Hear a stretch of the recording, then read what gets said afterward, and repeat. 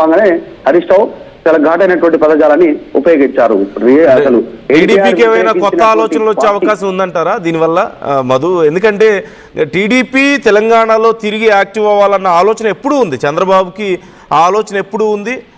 ఈ మధ్య కూడా మళ్ళీ కొంత ఆయన ఆలోచన చేశారు. కాకపోతే జనసేన ప్రకటించేసింది ఈలోపు మేము పోటీ చేయబోతున్నాం మున్సిపల్ ఎన్నికల్లో అని చెప్పేసి. So is there any chance అంటే ఇంత ఇప్పుడు సెంటర్ ఆఫ్ అట్రాక్షన్గా మారడం వీళ్ళ డిస్కషన్లో కానీ, లేదంటే టీడీపీకి ఇప్పటికీ బలమైన క్యాడర్, ఇన్ఫ్యాక్ట్ కంపేరిటివ్లీ జనసేన కంటే టీడీపీకి ఇక్కడ బలమైన క్యాడర్ ఉంది కదా. So is there any chance ఇప్పుడు టీడీపీ ఇప్పుడు కాకపోతే మరికొన్ని రోజుల తర్వాత అయినా యాక్టివ్ అయ్యే అవకాశాలు ఏమైనా కనిపిస్తున్నాయా?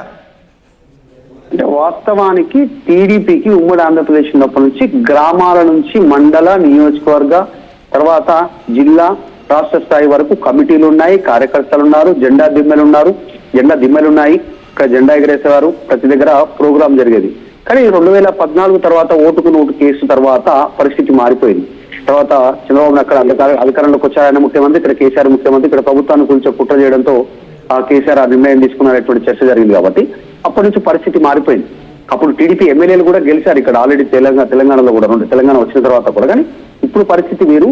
ఇండివిజువల్ గా గెయిన్ అయ్యేటువంటి సిచ్యువేషన్ టీడీపీ కానీ జనసేనకి కానీ లేదు. కానీ ఫ్యూచర్ లో బీజేపీతో అలయన్స్ అయ్యే అవకాశం ఉంది, బీజేపీతో కలిసి ముందుకు పోయే సిచ్యువేషన్ ఉండొచ్చు. ఏదో ఒక రూపంలో వాళ్ళు గెలిచే సిచ్యువేషన్ కనిపిస్తుంది. ఇప్పుడు ఇందాక మనం చెప్పినట్టు ఉమ్మడి రంగారెడ్డి జిల్లాకు సంబంధించినటువంటి ప్రాంతాల్లో చూస్తే షేర్లింగంపల్లి కానీ, కుకటిపల్లి కానీ, గచ్చిబౌలి కానీ, తర్వాత ఎల్బీనగర్ ప్రాంతం కానీ, మల్కాజిగిరి కానీ, ఇట్లా కొన్ని ప్రాంతాలు ఉన్నాయి, వనస్థలిపురం.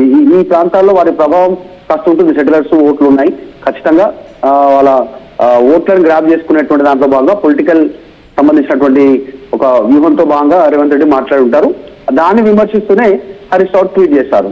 కాంగ్రెస్ ను జీవితాంతం వ్యతిరేకించినటువంటి ఎన్టీఆర్ అదే పార్టీ నుంచి మళ్ళీ అదే కాంగ్రెస్ పార్టీలోకి వెళ్ళి కాంగ్రెస్ పార్టీ నుంచి టీడీపీ గురించి మాట్లాడడం అనేటువంటిది ఒక కుట్రపూరితంగా మాట్లాడడం, మోసం చేసేటువంటి కార్యక్రమమే. అటు రాహుల్ గాంధీతో పాటు ఇక్కడ ఉన్న వాళ్ళని కూడా మోసం చేస్తా ఉన్నారనేటువంటి స్టేట్మెంట్ చేస్తారు.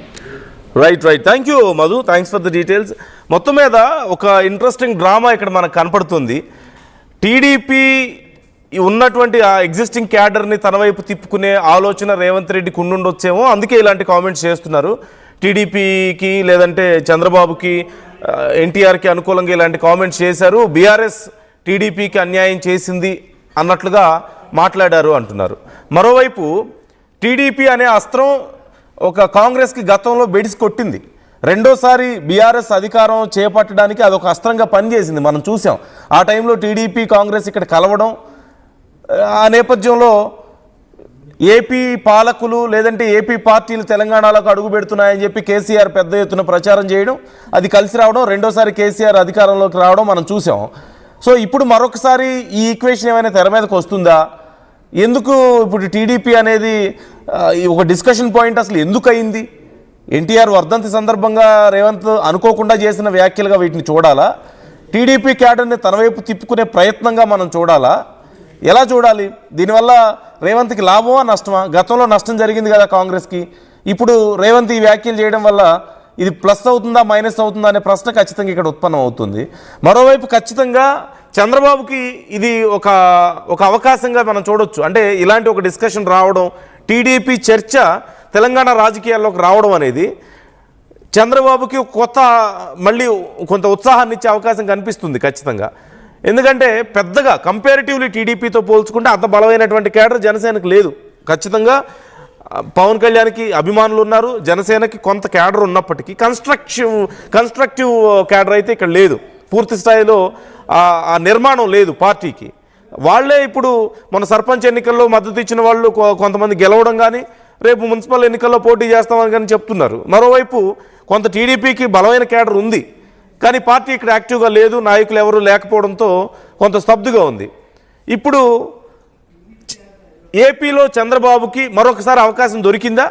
ఇలాంటి కారణాల వల్ల టీడీపీని మళ్ళీ యాక్టివ్ చేయడానికి ఆలోచన వచ్చే అవకాశం ఉందా అనే ప్రశ్న ఖచ్చితంగా ఇక్కడ వస్తుంది. జనసేనే మేము పోటీ చేస్తాం అన్నప్పుడు మరి టీడీపీ పోటీ చేస్తామని ముందుకు రాదా? అందులోని ఇలాంటి చర్చలు, టీడీపీ క్యాడర్ గురించి చర్చ జరగడం, ఎన్టీఆర్ గురించి చర్చ జరగడం, చంద్రబాబు గురించి చర్చ జరగడం, రేవంత్కి గతంలో టీడీపీకి ఉన్నటువంటి సంబంధం గురించి చర్చ జరగడం, ఇవన్నీ కూడా టీడీపీకి మరొకసారి ఆ స్పార్క్నిచ్చే అవకాశం లేదా అంటే ఖచ్చితంగా ఉంది. సో ఏం జరుగుతుందనేటువంటి చర్చ అయితే పెద్ద ఎత్తున జరుగుతుంది. మరోవైపు అసలు ద్రోహి రేవంత్ రెడ్డి టీడీపీకి అన్నట్లుగా హరీష్ రావు ఈ విషయంలో కౌంటర్ ఇచ్చే ప్రయత్నం చేయడం, అంటే టీడీపీ నుంచి వచ్చారు, ఆ పార్టీని వదిలేసి ఆ పార్టీకి బద్ధశత్రువు అయినటువంటి కాంగ్రెస్లో చేరడం, ఇప్పుడు కాంగ్రెస్లో చేరి మళ్ళీ టీడీపీ గురించి మాట్లాడడం, లేదంటే బీజేపీతో ఇంటర్నల్గా కొన్ని లింక్స్ మెయింటైన్ చేస్తున్నారు. సో ఓవరాల్గా ఇటు కాంగ్రెస్కి ద్రోహం చేస్తున్నారు, గతంలో టీడీపీకి ద్రోహం చేశారని చెప్పేసి ఇప్పుడు హరీష్ రావు కౌంటర్ ఇచ్చే ప్రయత్నం చేయడం. So it's very interesting topic ఖచ్చితంగా ఇప్పుడు. సో కానీ దీని ఇంపాక్ట్ ఎంతవరకు ఉంటుంది, అసలు ఏం ఆశించి రేవంత్ రెడ్డి వ్యాఖ్యలు చేశారు, అనుకోకుండా ఏదో ఆ సందర్భం వచ్చిందని చేశారా, లేకపోతే దీని వెనక ఏదైనా ప్లాన్ ఉందా? ఇప్పుడు ఇది ఇలాంటి ఒక చర్చ అయితే ఖచ్చితంగా జరుగుతుంది. మరోవైపు బీఆర్ఎస్ ఖచ్చితంగా గతంలో లాగానే మళ్ళీ ఏపీ నాయకులు, ఏపీ పార్టీలు అని చెప్పి సమైక్య నాయకులు, సమైక్య పార్టీలు వాటి ఇంపాక్ట్ తెలంగాణ మీద మళ్ళీ కనపడుతుంది అని చెప్పి తెలంగాణ ప్రజల్లోకి వెళ్ళే తమ ఆలోచనలను తీసుకెళ్లేటువంటి ప్రయత్నం ఈ విషయాన్ని వాడుకొని. సో ఓవరాల్గా మీకేమనిపిస్తుంది, ఎవరికి లాభం ఎవరికి నష్టం అని మీరు అనుకుంటున్నారు? Try to comment your opinions. మీ అభిప్రాయాలను కూడా మాతో పంచుకోండి.